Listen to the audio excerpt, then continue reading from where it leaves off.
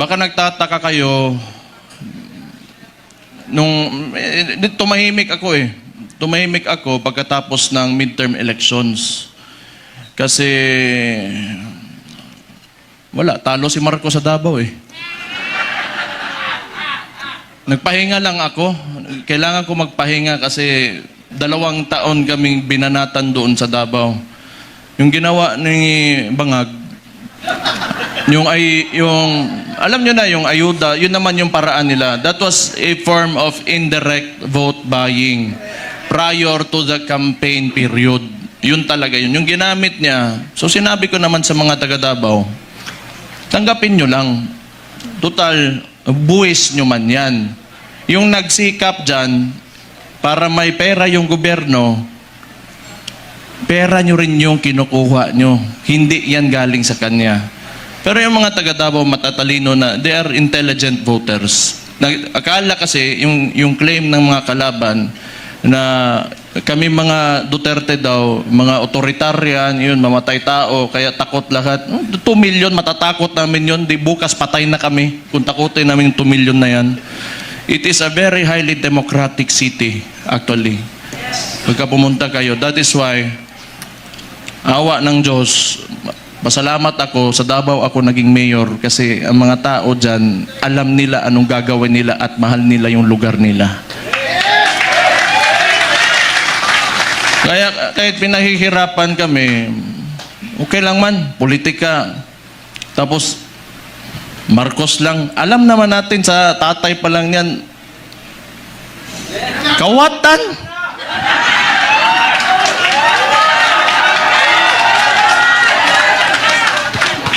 Hindi, kasi ganito yon. Nung nagsimula yung kampanya nung 2022, kasama niya yung kapatid ko, the Vice President, siyempre, inisip ko rin, siguro, itong tao na to, gusto maging presidente, he will redeem the Marcos family name. So, hindi ko naman talaga inisip na may ganun din pala kagago yung tao na yan. Kung siguro nasa isip niya, kung sira na yung pangalan namin, sirain ko na lang lalo. Wala naman akong political lang to. Kung bahala sila, magalit sila sa akin. Si Auntie Claire, tanawa. Pagkatapos ito, Auntie Claire, si Mayor Baste, lo ni mbuanga ka. Oh. Nagpahinga lang ako. Kasi before the midterm elections, kami doon sa Davao, lagi kami nagmo-mobilize. Kasi nung sinimulan nila yung People's Initiative, papipirmahan nila yung mga papel. Siguro, I do not know. Pero definitely, sa ugali ng mga nangyan, wag na natin yung buong administrasyon niya. Kasi siya naman yung nasa taas ng chain of command, yung presidente. Definitely, ang suspicion namin, it was for term extension. At that early, 1 year or 2 years pa lang, hindi pa nagdadalawang taon yung termino niya, may pa-people's initiative. Parang plebiscite yan noon na nag-gather lang ng mga tao, pinataas yung kamay, o sige, maging diktador na tayo, maging authoritarian regime tayo for 27 years. So that was the attempt of this guy, Bangag nga na dias Malacanang karon. Kita niyo yung nasa UN siya, ng sipon. May ChatGPT na ngayon.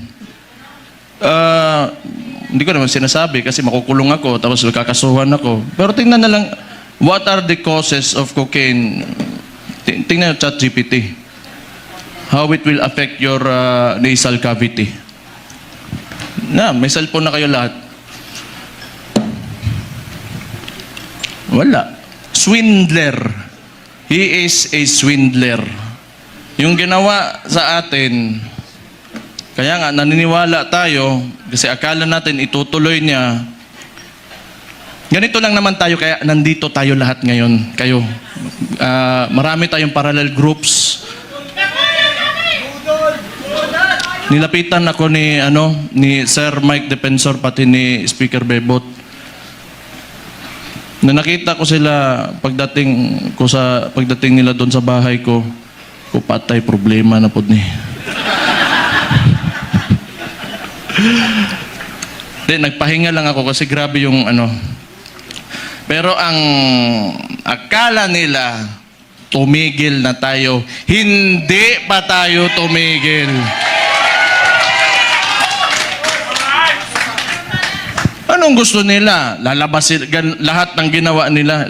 Tingnan mo katangahan nito ni Bangag. Siya nagbukas ng usapin ng flood control na may mga ghost project. Kaya ako tumahimik talaga. Kasi hinayaan ko na mag-self-destruct yung gago na yan. Kasi alam kong sasabog sa mukha niya yan. Because, unang-una sa lahat, pag ikaw eksekutibo, you cannot point at someone else for the mistakes of your administration. Responsibilidad mo yan, ibig sabihin, either hindi ka nag-iisip o kulang ka sa pag-iisip o hindi mo talaga gusto yung trabaho mo. O kita mo ngayon, nag-backfire sa kanya and they attempted to, lagi nilang ililiko doon. Pinakita naman namin lahat sa Davao, walang ghost project, may resibo kami lahat doon. Tingnan nyo, anong resulta ng ginawa nila? Kasi tinawag na natin yan, yung 2024 is the most corrupt budget or the 2025, yung sinabi ni Sid Ungab nung panahon. Hindi, lahat yan kasi sa inyo nang kaupo The most corrupt. Bakit di sila makakilos ngayon na tumaas yung presyo ng langis? Walang pera. Bakit di nila kayang babaan yung VAT, yung panawagan ni Leandro Libiste? Di nila kaya kasi wala nang silang nanakawin pa. Walang nakita doon! Alam nyo, hindi naman talaga perfecto kahit saan ka pumunta sa buong mundo. May mga lobbyists, the congressmen and the senators, dadaan talaga yung pera dyan because that's the power of the purse. Lobbying and all of that. Pero this kind, the estimated loss to corruption, umaabot na sa trillion. It doesn't make sense anymore. Saan mo pa gagastusin yung pera na yan kung nasa bulsa mo yan? For what? Magkano ba gusto mong yung kanin mo, gusto mo tag 200 pesos per kilo? Gusto mo yung pinakamasarap na pagkain, pinakamasarap na steak? Ano ba gusto mo sa buhay mo? Yan mga yan, mayayaman na yan. Hindi pa sila nakukontento.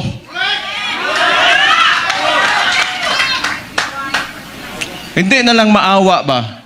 Kita nyo yung mga matatanda na nagmamalingke sa umaga, magdadala ng bayong. Tapos pahihirapan mo pa, ngayon tumataas presyo ng lahat. Hindi siya nakatingin sa pangkaraniwang Pilipino, ano ang buhay ng Pilipino. Ang tapos, itong gago na to, patay na buguan Kaya gusto ko man yan, pag inita nila ako, para naman, kaya nagpahinga lang ako. Balik na naman tayo, patay na naman sila sa atin.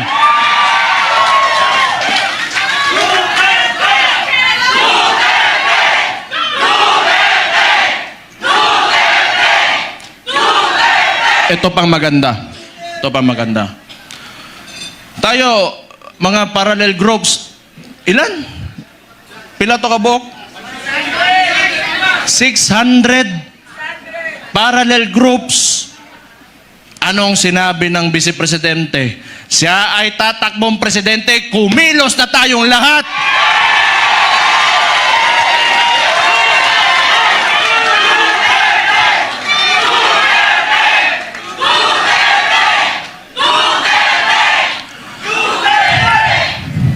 ang gusto ng... Ito ano ko lang, tingin ko lang naman ito kasi hindi ko rin naman talaga mahulaan kung ano nasa isip ng kapatid ko. Tayo, tama yung sinabi ni Rob Rances kanina, may galit tayo. Galit na, lahat tayo galit dito. Kaya nga tayo nagtipon-tipon kasi gusto natin na may pagbabago na nangyari. Kasi yung pagbabago na yon, kinuha ni Bongbong Marcos, nandun na sana tayo. Balik lang tayo kung ano yung plataforma. Ito ha.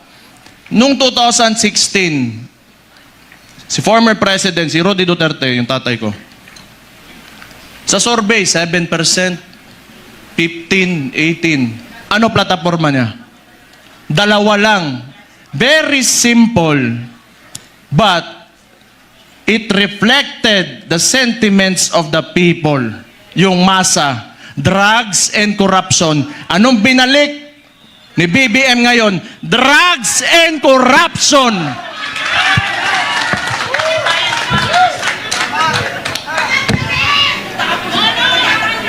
Sabi ng kapatid niya, hindi ako yun ha. O safe na ba ako, attorney? Sabi ng kapatid niya hindi ako nasabi nun di ba? Addict daw yung kapatid niya, ang maulagi na ba?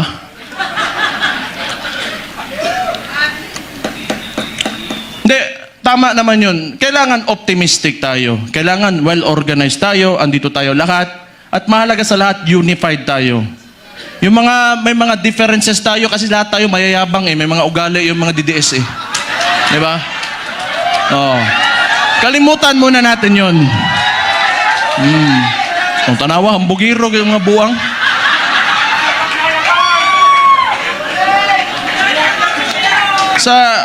Sa ngayon, kailangan organisado tayo. Kailangan kalimutan muna natin yung mga differences natin. Magkaisa tayo. At since nagdeklara na natatakbo yung principal natin, who is the Vice President, Sara Duterte, magsimula na tayong kumilos.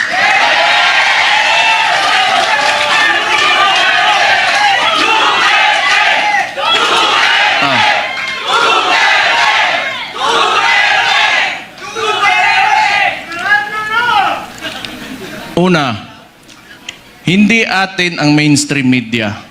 Yan ang pinakamalaking, pero wala naman di maniwala na sa kanila ngayon. Actually, if you are biased ka towards the article or the headline, you will support that headline. Yung ano lang, traditionally, sanay kasi yung Pilipino na, or yung, not really the Filipinos only, but the entire world, they look up to the mainstream media kasi yun yung historically, yun talaga yung ginagamit na source of information. But we all know na it can be manipulated, and it is now it is very well manipulated by no, I do not blame them. May iba lang talaga na talagang rabid na anti-Duterte na mga tulad ng Rappler. Pero yung iba kasi talaga, wala yan. Matatakot talaga yan sa gobyerno. Kasi yung gobyerno, yung negosyo mo, lalapitan ka lang yan. Lalapitan ka lang ng BIR, ng ipapasarado ka, takutin ka. I know this because a lot of individuals in Davao, businessmen, were even afraid to come near me. Kasi pag manalaman ng administrasyon na yan, ni Bangag, ika-cut off, pahihirapan, gamitin yun. The bureaucracies of government have been weaponized by this administration. So intindihin na natin yun. Intindihin na natin yun. What we can do is,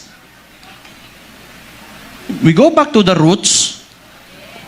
We campaign for our candidate. Wala rin naman tayo, kasi hindi rin naman tayo papansinin ng mga mainstream media because, lahat masang Pilipino man tayo. So we do what we do best. 2016, anong ginawa nyo? Walang campaign materials na mabibigay yung tatay ko. Anong ginawa nyo? Kayo gumawa sa sako. Then this will be 2016 all over again. Let's reclaim the country and give it back to the people.